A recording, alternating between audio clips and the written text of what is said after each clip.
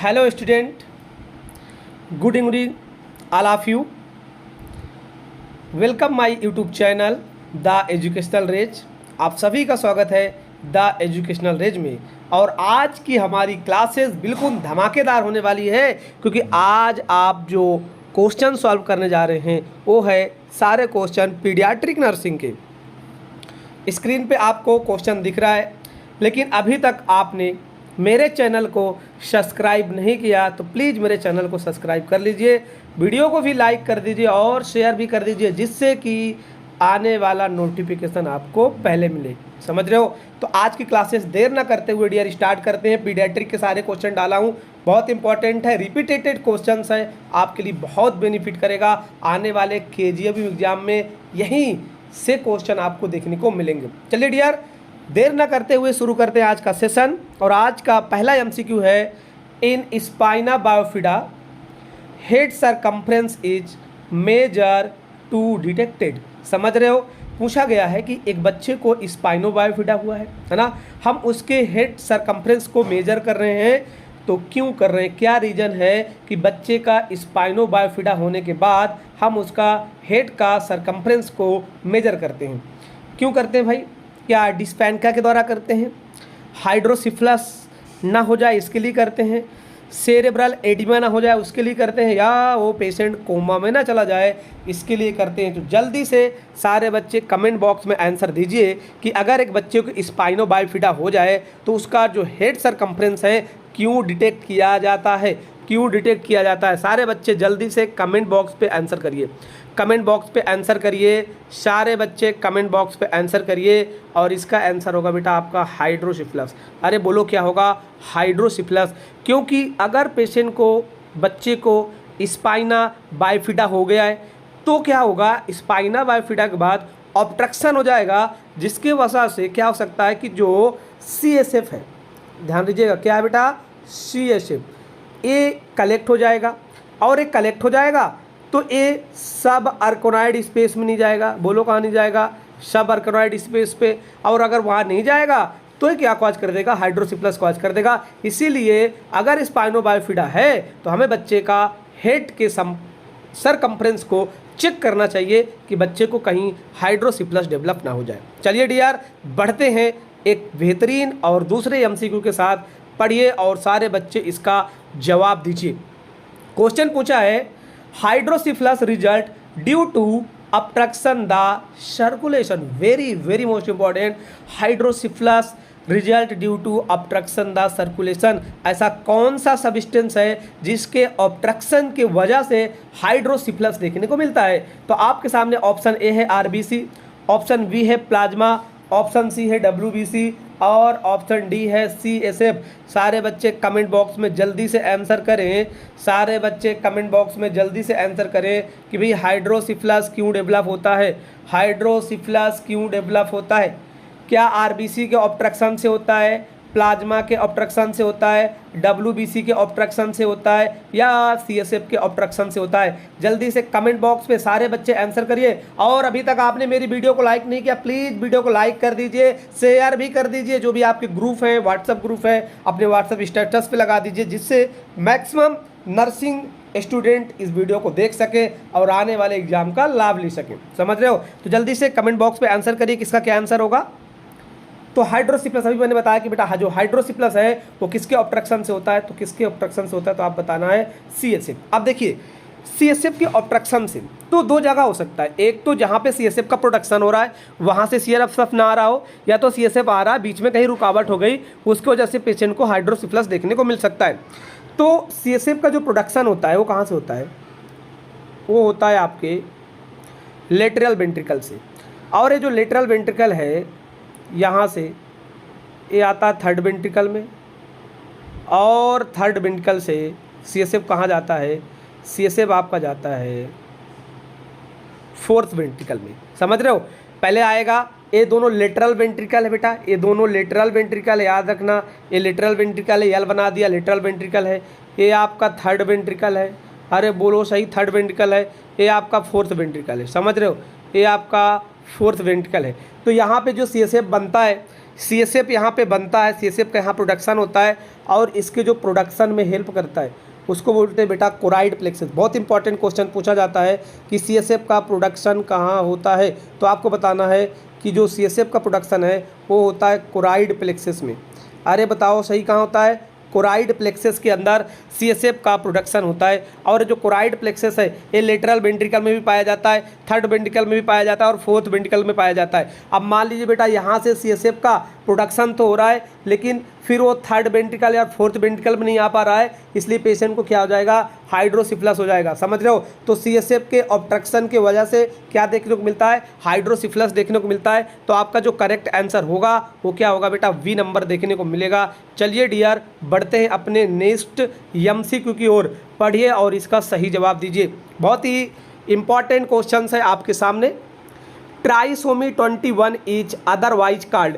जो ट्राइसोमी 1 है उसको अदर किस नाम से जाना जाता है? क्या उसको क्लाइनफिल्टर सिंड्रोम बोलते हैं, टर्नर सिंड्रोम बोलते हैं, सिकल सेल एनीमिया बोलते हैं, या बेटा उसको डाउन सिंड्रोम बोलते हैं? सारे बच्चे कमेंट बॉक्स में जल्दी से आंसर कर दो। Trisomy is otherwise called, other किस नाम से ट्राइसोमी को जाना जाता है? बहुत इंपॉर्टेंट क्वेश्चन है। जल्दी से सारे बच्चे कमेंट बॉक्स पे आंसर करें। वीडियो को लाइक नहीं किया तो प्लीज़ लाइक करें, चैनल को सब्सक्राइब नहीं किया तो चैनल को सब्सक्राइब भी कर दें। Trisomy 21 is otherwise called, trisomy को क्या बोलते हैं, अदर किस नाम से जानते हैं?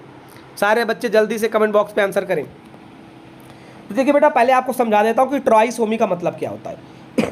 सारे बच्चे कमेंट बॉक्स पे आंसर करते हैं। ट्राइसोमी का मतलब क्या होता है उसको मैं आपको समझा रहा हूं। ट्राइसोमी का मतलब होता है जो हमारे क्रोमोसोम नंबर हैं वो पेयर में कितने हैं। तो आपको बताना भैया वो तो पेयर में है 46। अरे बोलो तो सही, कितने हैं? 46। समझ रहे हो? 46 ये टोटल है। अगर मैं इनकी पेयर की बात करूं तो ये पेयर में होते हैं 23। कितने होते हैं? 23। और ये बोल रहा है तो हर जो क्रोमोसोम होते हैं वो पेयर में होते हैं। देखो ये पेयर में क्रोमोसोम है, ये सब पेयर में है। पर इसमें बेटा एक क्रोमोसोम, इस पेयर में एक क्रोमोसोम और बढ़ जाए तो इसको बोलेंगे ट्राइसोमी। क्या बोलेंगे इसको? ट्राइसोमी। और ट्राइसोमी किस नंबर में हो रहा है? 21 नंबर में हो रहा है। अरे किस नंबर में? 21 नंबर में। तो इसको क्या बोलते हैं? इसको बोलते हैं डाउन सिंड्रोम। अरे बोलो क्या बोलते हैं इसको? डाउन सिंड्रोम के नाम से जानते हैं। बहुत इंपॉर्टेंट क्वेश्चन है ये। जो आपका ट्राइसोमी है इसको किसके नाम से जाना जाता है? डाउन सिंड्रोम के नाम से जाना जाता है। चलिए मैं आपको बताता हूँ और आपको मैं बताता हूँ कि ये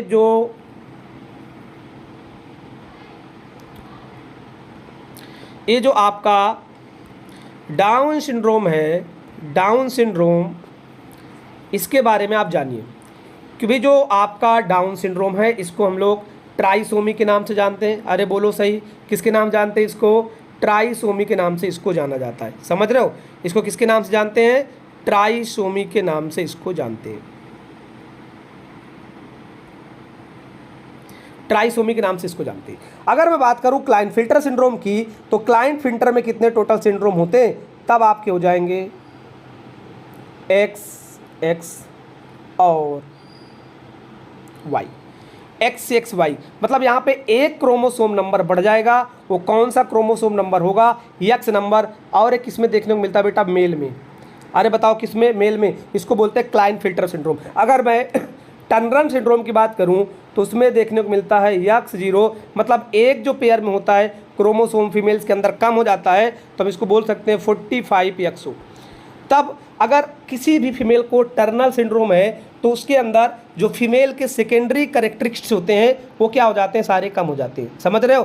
तो इसको हम लोग बोलते हैं टर्नर सिंड्रोम। अभी आपको मैंने डाउन सिंड्रोम के बारे में बता दिया। तो आपको मैंने यहाँ पे 3 क्वेश्चन बताया, क्लाइनफिल्टर सिंड्रोम, डाउन सिंड्रोम और टर्नर सिंड्रोम। चलिए डियर बढ़ते हैं नेक्स्ट MCQ की ओर। पढ़िए और इसका सही जवाब दीजिए। Which is the end product of catabolism of heme. जो बेटा आपका हीम है उसका एंड कैटाबोलिज्म प्रोडक्ट क्या बनता है? क्या एल्बुमिन बनता है, बिलिरुबिन बनता है, टेकीपेनिया बनता है, ब्रेडिकार्डिया? हो वेरी डिप्निया बताया है। तो जल्दी से कमेंट बॉक्स पे आंसर करिए कि आपका बेटा जो हीम है, अरे हीम किसके बारे में? हीमोग्लोबिन के बारे में। तो आपका जो हीमोग्लोबिन है इसका कैटाबोलिज्म होता है। तो इसका लास्ट प्रोडक्ट क्या बनता है? एंड प्रोडक्ट क्या बनता है? सारे बच्चे जल्दी से कमेंट बॉक्स पे आंसर करें कि हीमोग्लोबिन का जो एंड प्रोडक्ट होता है क्या बनता है।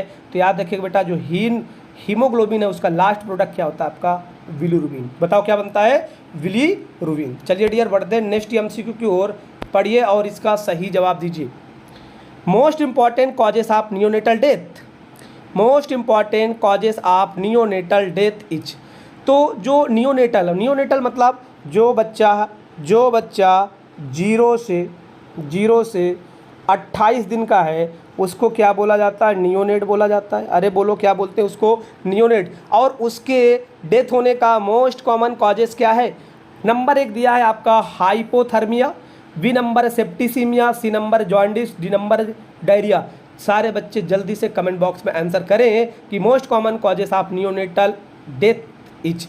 तो ये बड़ा इंपॉर्टेंट है इसलिए क्योंकि कई बार रिपीटेड क्वेश्चन एग्जाम में पूछा हुआ है और कहीं ना कहीं किसी एग्जाम में आपको जरूर देखने को मिलता है, इसीलिए ये आपका आंसर बिल्कुल गलत नहीं होना चाहिए, सारे बच्चे का ये आंसर सही होना चाहिए। तो मोस्ट इंपॉर्टेंट जो कॉजेस है बेटा वो क्या है हाइपोथर्मिया। अरे बोलो तो सही क्या होगा हाइपोथर्मिया। और अगर हाइपोथर्मिया के साथ साथ यहाँ पे एक ऑप्शन और होता बेटा, वो होता प्रीमेच्योरिटी। अरे बताओ सही क्या होता प्रीमेच्योरिटी। तो आपका आंसर जाता बेटा प्रीमेच्योरिटी। समझ रहे हो क्योंकि प्रीमेच्योरिटी की वजह से क्या हो सकता है हाइपोथर्मिया, तो प्रीमेच्योरिटी आपका आंसर जाता, पर यहाँ पे प्रीमेच्योरिटी नहीं है इसलिए आपका जो राइट आंसर जाएगा वो क्या जाएगा हाइपोथर्मिया। चलिए डियर बढ़ते हैं अपने नेक्स्ट एमसीक्यू की ओर, पढ़िए और इसका सही जवाब दीजिए। सारे बच्चे जल्दी जल्दी जितने भी मैं आपको एमसीक्यू करवा रहा हूँ सब में अपना कमेंट बॉक्स पे आपको आंसर देना है, जिससे मैं आपको समझ सकूँ कि आपका नॉलेज में ग्रोथ हो रहा है या नहीं हो रहा। क्योंकि अगर आप यहाँ पे सही जवाब दोगे तो आने वाले एग्जाम में भी आप सही जवाब दोगे, और अगर यहाँ पे आप गलत जवाब दोगे तो आने वाले समय में जो एग्जाम होगा उसमें भी गलत जवाब दोगे। इसलिए क्वेश्चन को ध्यान से पढ़ना है और उसके बाद आपको जवाब देना है। तो क्वेश्चन पढ़िए, most common and characteristic manifestation of septicaemia. मतलब किसी बच्चे को सेप्टिसीमिया हुआ है, सेप्टिसीमिया मतलब इन्फेक्शन हो गया है, समझ रहे हो, तो उसके अंदर क्या क्या क्या क्या इंपॉर्टेंट फीचर्स देखने को मिलेगा। समझ रहे हो। अच्छा ये चिल्ड्रेन के बारे में बात हो रही है, समझ रहे हो, नियोनेट की हम लोग बात कर रहे हैं क्योंकि आज का हमारा टॉपिक पीडियाट्रिक का है। तो समझ लीजिए बेटा यहाँ पर नियोनेट दिया हुआ नहीं है लेकिन मैं बात कर रहा हूँ नियोनेट की। तो ऑप्शन है हाइपोथर्मिया, बी ऑप्शन है हाइपोक्सिया, सी ऑप्शन है alteration in the establish feeding behaviour, C option है साइनोसिस। तो आप लोग जल्दी से कमेंट बॉक्स पे आंसर करिए कि अगर एक बच्चे को बेटा सेप्टिसीमिया हो गया तो बताइए उसके अंदर क्या सिम्टम देखने को मिलेगा, क्या उसको हाइपोथर्मिया, हाइपोक्सिया, साइनोसिस या अल्ट्रेशन इन एस्टेब्लिश फीडिंग बिहेवियर। तो जब भी किसी बच्चे को सेप्टिसीमिया होगा उसके अंदर बच्चे का जो मोस्ट कॉमन सिम्टम देखने को मिलेगा बेटा वो देखने को मिलेगा alteration in the establish of feeding. बच्चा जो फीड है उसको रिफ्यूज करने लगेगा। समझ रहे हो, अगर बच्चे को आप ब्रेस्ट फीड करने के लिए दोगे तो ब्रेस्ट फीड नहीं करेगा, उसको क्या कर देगा वो रिफ्यूज कर देगा। समझ रहे हो। चलिए बढ़ते हैं डियर नेक्स्ट एमसीक्यू की ओर, पढ़िए और इसका सही जवाब दीजिए। Low birth weight baby are prone to. अगर कोई बच्चे का जो जन्म हुआ है उसका जन्म अपने वेट के अनुसार कम है तो उसको हम लोग बोलते हैं लो बर्थ वेट बेबी। क्या बोलते हैं लो बर्थ वेट बेबी। अब देखिए बेटा जो नॉर्मल वेट इंडिया के अनुसार है, इंडिया जो क्राइटेरिया फॉलो करता है नॉर्मल वेट का वो फॉलो कितना करता है 2.5 kg से लेके 3.9 kg, ये हमारे इंडिया का नॉर्मल वेट है। अरे बताओ नॉर्मल वेट है तो मतलब लो बर्थ वेट है तो उसका वजन कम होगा किससे 2.5 kg से कम होगा, उसको क्या बोलेंगे लो बर्थ वेट बेबी। तो उसको क्या क्या हो सकता है, क्या उसको हाइपोथर्मिया हो सकता है, हाइपर बिलिरुबिमिया हो सकता है, इन्फेक्शन हो सकता है या आल, इसमें से तीनों हो सकते हैं। सारे बच्चे जल्दी से कमेंट बॉक्स में आंसर करिए कि एक बच्चे का जन्म हुआ है और उसका जो वेट है वो लो है अपने जन्म के समय, तो उसको क्या क्या प्रॉब्लम हो सकती है। क्या उसको हाइपोथर्मिया हो सकता है, हाइपर बिलिरुबिमिया हो सकता है, या उसको इन्फेक्शन हो सकता है या आलाब्दी, है ना। क्या आंसर देखने को मिलेगा जल्दी से कमेंट बॉक्स पे आंसर करिए। तो जब भी बच्चे का वेट लो होगा अपने जन्म के अनुसार तो उसको हाइपोथर्मिया भी हो सकता है, हाइपर बिलिरुबिनिया भी हो सकता है और इन्फेक्शन भी हो सकता है। इसलिए आपका जो करेक्ट आंसर जाएगा वो क्या चला जाएगा dear all of the above. समझ रहे हो। चलिए डियर बढ़ते हैं नेक्स्ट एमसीक्यू की ओर, पढ़िए और इसका सही जवाब दीजिए। Neonate suffering from septicaemia behaviour which medicine use to prevent bleeding. एक बच्चा है जिसको सेप्टिसीमिया से सफ़र कर रहा है और उसको ऐसी कौन सी मेडिसिन दें कि उस बच्चे को ब्लीडिंग ना हो, ब्लीडिंग से हमें उसको प्रिवेंट करना है।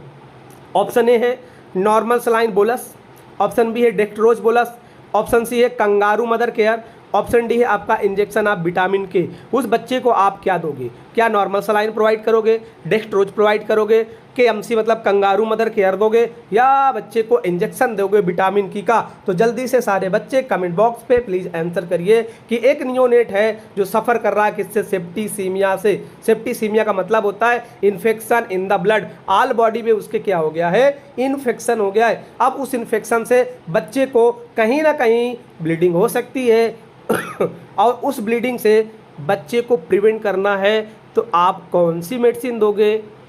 कौन सी मेडिसिन दोगे? सारे बच्चे कमेंट बॉक्स पे आंसर करें। हाँ, तो उसको कौन सी मेडिसिन देना बेटा? आपको उसको देना विटामिन के का इंजेक्शन। तो आपका करेक्ट आंसर होगा डी नंबर। चलिए डियर बढ़ते हैं नेक्स्ट एमसीक्यू की ओर, पढ़िए और इसका सही जवाब दीजिए। In following mainly which hormone is responsible for ejection of milk from the gland into the lactiferous sinus and duct? समझ रहे हो? देखिए क्वेश्चन क्या पूछा, इसमें से कौन सा हार्मोन्स है जो मिल्क के इजेक्शन मतलब ब्रेस्ट से मिल्क को निकालने का काम कौन करता है? इजेक्शन मतलब होता है निकालना, और कहाँ से निकालना? ब्रेस्ट से निकालना है। तो उसमें कौन सा हार्मोन्स काम करता है? तो ऑप्शन ए है ऑक्सीटोसिन, ऑप्शन बी है प्रोलैक्टिन, ऑप्शन सी है ल्यूटिनाइजिंग हार्मोन्स, और ऑप्शन सी है आपका oestrogen. The breast milk secreted during the, कौन सा हार्मोन्स है बेटा? कौन सा हार्मोन्स होगा इसके अंदर? क्या ऑक्सीटोसिन होगा, ऑक्सीटोसिन होगा, प्रोलैक्टिन होगा, एलएच हार्मोन, एस्ट्रोजन? जल्दी से कमेंट बॉक्स पे आंसर करिए। विच hormones responsible for the ejection of the milk? इसमें से कौन सा हार्मोन्स है जो इजेक्शन ऑफ मिल्क में मदद करता है? जल्दी से कमेंट बॉक्स पे आंसर करें। तो देखिएगा बेटा, जो मिल्क का इजेक्शन करवाता है वो करवाता है ऑक्सीटोसिन। कौन करवाता है? ऑक्सीटोसिन। और अगर आपसे ही क्वेश्चन पूछता विच hormones responsible for production of milk, तो आपका आंसर जाता प्रोलैक्टिन। प्रोलैक्टिन से याद करिएगा, प्रोलैक्टिन, और प्रोलैक्टिन से प्रोडक्शन। अरे बोलो तो सही, प्रोडक्शन। और किसका प्रोडक्शन? अरे मिल्क का। कौन करवा रहा है? प्रोलैक्टिन हार्मोन्स करवा रहा है। समझ रहे हो? अच्छा, एलएच हार्मोन्स का भी कुछ मदद होता होगा। बिल्कुल, एलएच हार्मोन्स क्या करता है? एलएच हार्मोन्स का काम है कि जो ओवुलेशन होता है, और ओवुलेशन करवाने का जो मेन रिस्पॉन्सिबल होता है कौन होता है बेटा? आपका एलएच हार्मोन्स होता है। समझ रहे हो? तो सभी से सारे बच्चे, जो बच्चे सही जवाब दिए हैं वेरी गुड, और जिन बच्चों का जवाब नहीं आया वो आप लोग इस क्वेश्चन को समझ सकते हो। और मैंने आपको रेशनल दे दिया कि ऑक्सीटोसिन इजेक्शन में मदद करता है, प्रोलैक्टिन मिल्क के प्रोडक्शन में मदद करता है, एलएच हार्मोन्स आपके ओवुलेशन में मदद करता है। समझ रहे हो? चलिए डियर बढ़ते हैं नेक्स्ट एमसीक्यू की ओर, पढ़िए और इसका सही जवाब दीजिए। The breast milk secreted during the first 3 days after delivery is term as, है ना? बहुत इंपॉर्टेंट क्वेश्चन है कि एक मान लीजिए कि मदर है और अभी अभी उसकी डिलीवरी हुई है, डिलीवरी को 3 दिन हो गया है। 3 दिन के बाद जो मिल्क निकल रहा है उसको क्या बोलते हैं? The breast milk secreted during the first 3 days, है ना? मतलब जन्म से 3 दिन तक पूछा है कि जन्म से, मान लीजिए बेटा आज 1 तारीख है, आज जन्म हुआ है ना, और इस 3 दिन तक जो मिल्क निकलता है उसको क्या बोलते हैं?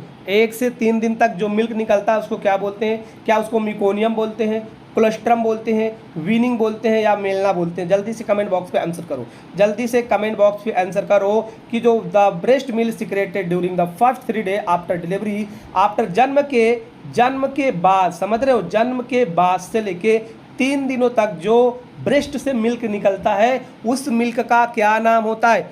जल्दी से कमेंट बॉक्स पे आंसर करें, उस मिल्क का क्या नाम होता है? तो बेटा उस मिल्क का जो नाम होता है उसको हम लोग बोलते हैं कोलेस्ट्रम। क्या बोलते हैं उसको? कोलेस्ट्रम। अगर फर्स्ट स्टूल पूछता तो उसका आंसर जाता मिकोनियम। वीनिंग जो होता है 6 मंथ बाद शुरू किया जाता है, ये भी ब्रेस्ट फीडिंग का ही पार्ट है, क्योंकि ड्यूरिंग जो फर्स्ट 6 मंथ है आप बच्चे को उसमें एक्सक्लूसिव ब्रेस्ट फीडिंग दोगे, और जब बच्चे का 6 मंथ कंप्लीट हो जाएगा तो आप उसको वीनिंग देना शुरू करो। तो वीनिंग कब देते हैं? After 6 month. अरे बोलो सही, कब देते हैं बेटा?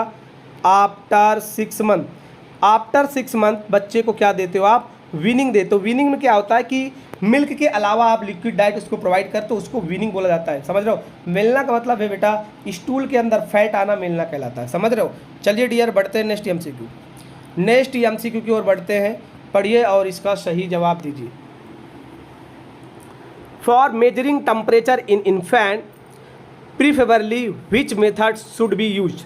आप एक इन्फेंट का मतलब समझिए, इन्फेंट का मतलब होता है जो बच्चा 1 साल का होता है, समझ रहे हो बेटा, 1 साल के बच्चे को क्या बोलते हैं, इन्फेंट बोलते हैं। और उसमें आप टेम्परेचर ले रहे हो, क्यों टेम्परेचर ले रहे हो, क्योंकि पेशेंट को फीवर होगा।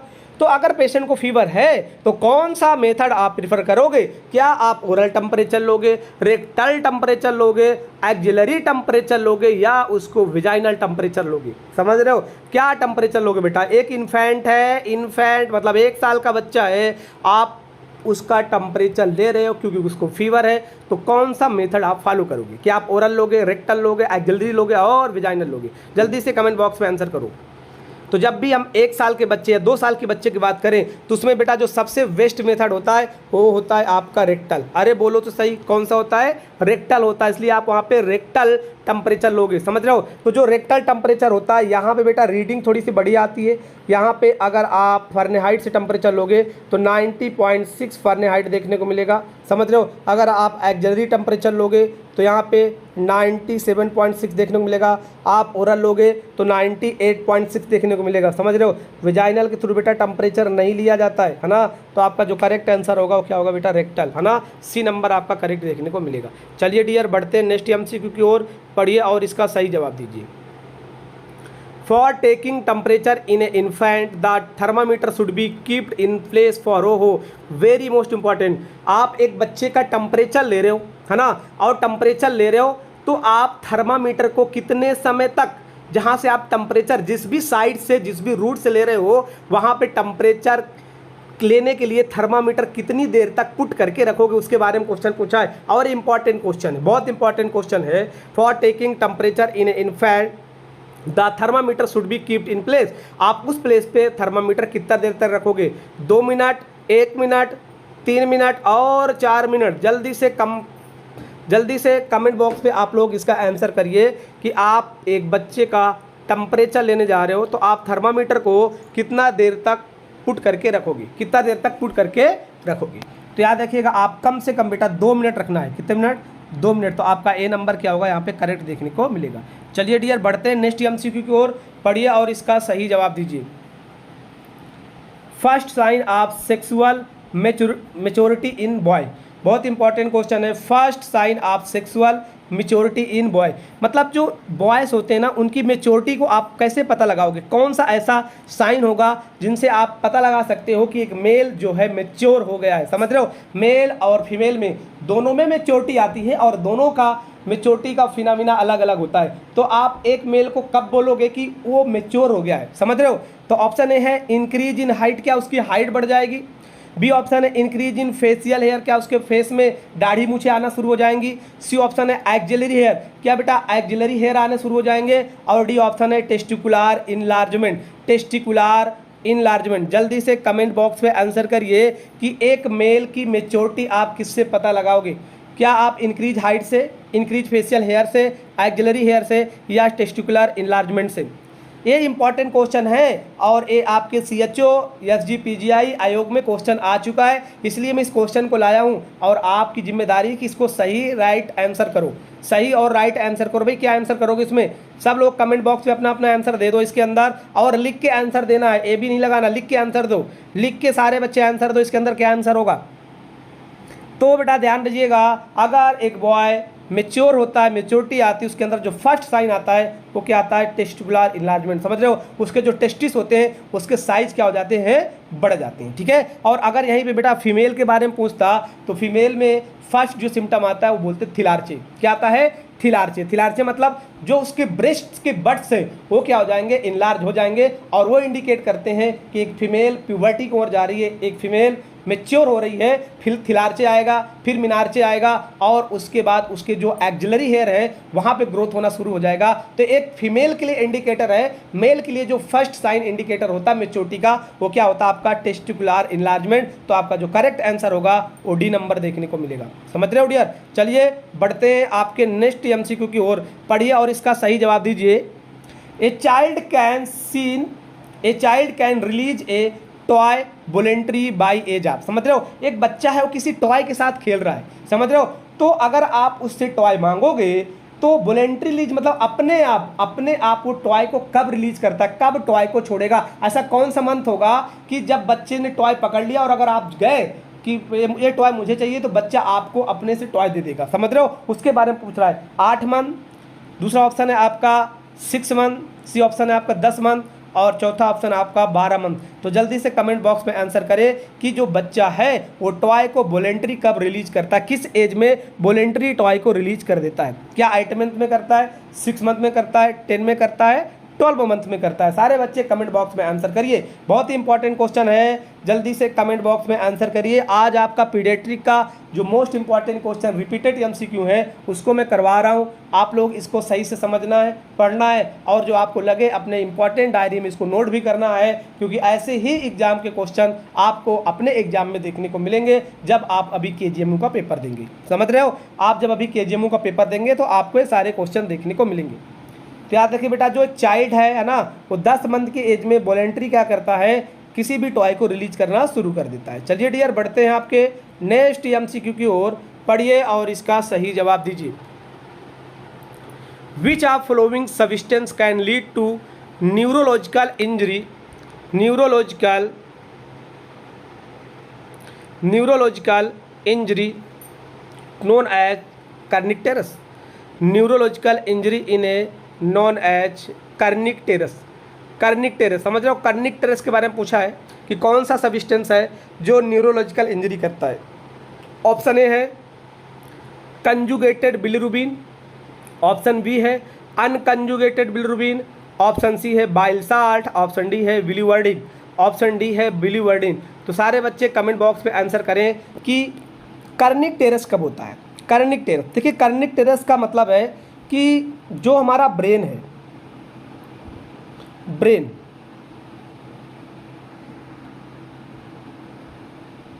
हमारा ब्रेन है, इस ब्रेन में ब्लड ब्रेन बैरियर होता है। क्या होता है बेटा? Blood brain barrier.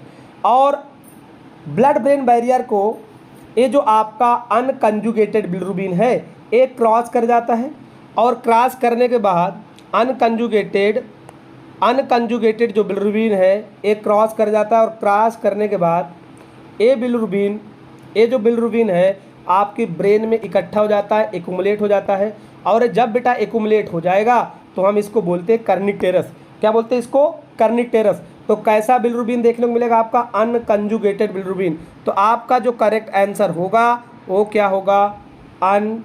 Unconjugated bilirubin. B number आपका करेक्ट देखने को मिलेगा। अब देखिए, अगर कंजुगेटेड बिलिरुबिन होता तो ये लीवर के माध्यम से, यूरिन के माध्यम से बाहर निकल जाता। तो अब ये अनकंजुगेटेड मतलब किसी से जुड़ा हुआ नहीं है। जब जुड़ा हुआ नहीं है तो ये ब्रेन में पहुंच जाएगा और ब्रेन में जब एक्यूमुलेट हो जाएगा तो उस टर्म को बोलते हैं हम लोग कर्निक टेरस। तो ये कर्निक टेरस कॉज कर देगा। तो आपका जो करेक्ट आंसर होगा वो बी नंबर देखने को मिलेगा। चलिए डियर, बढ़ते हैं नेक्स्ट एमसीक्यू की ओर। पढ़िए और इसका सही जवाब दीजिए।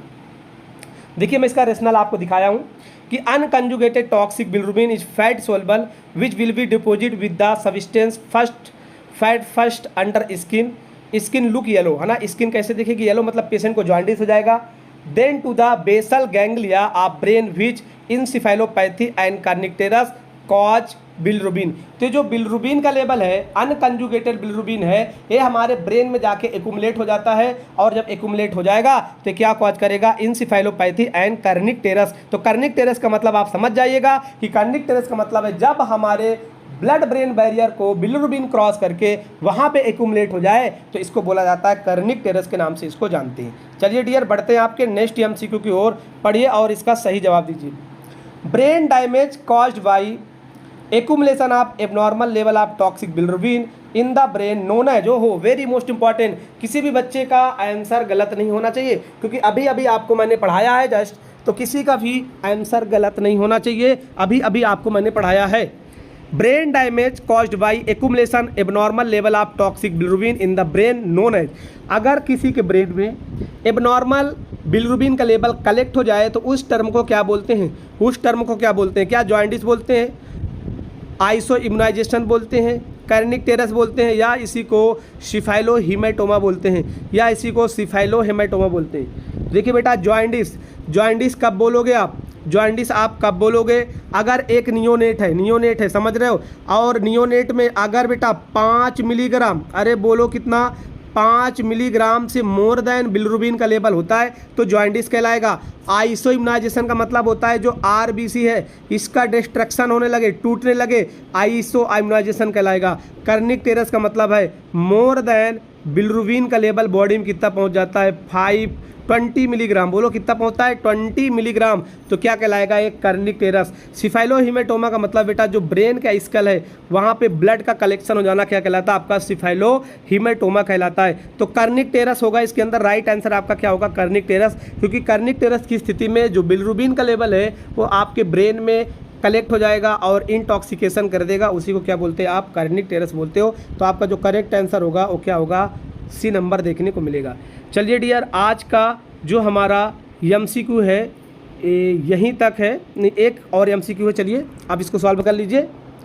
विच one of following is a complication of neonatal hyperbilirubinemia. बहुत इंपॉर्टेंट क्वेश्चन है कि which one of following is a complication neonatal hyperbilirubinemia. समझ रहे हो, अगर एक नियोनेटल को जॉइंडिस हो जाए है ना, तो उसके अंदर कौन सा कॉम्प्लिकेशन देखने को मिलेगा, क्या कर्निक टेरस देखने को मिलेगा, हेपेटाइटिस, इक्टेरस, या डाउन सिंड्रोम। जल्दी से सारे बच्चे कमेंट बॉक्स पे आंसर करो, क्या देखने को मिलेगा, विच कॉम्प्लिकेशन, मतलब कौन सा कॉम्प्लिकेशन देखने को मिलेगा अगर बच्चे को नियोनेटल जॉइंडिस हो रखा है। अरे बोलो क्या हो रखा है, नियोनेटल जॉइंडिस हो रखा है, तो उस बच्चे में क्या कॉम्प्लिकेशन देखने को मिलेगा। तो अभी मैंने बताया बेटा उसको क्या हो जाएगा, कर्निक टेरस। तो आपका जो राइट आंसर है वो ए नंबर होगा, कर्निक टेरस। समझ रहे हो, ए नंबर आपका कर्निक टेरस देखने को मिलेगा। तो चलिए डियर, आज का हमारा लास्ट MCQ था, यहीं से अपने MCQ को ख़त्म करते हैं। और अभी तक आपने मेरे चैनल को सब्सक्राइब नहीं किया तो प्लीज़ मेरे चैनल को सब्सक्राइब कर दीजिए, वीडियो को भी लाइक कर दीजिए और शेयर कर दीजिए, बेल आइकन को दबा दीजिए जिससे कि आने वाला नोटिफिकेशन आपको पहले मिले। Thank you for watching this video.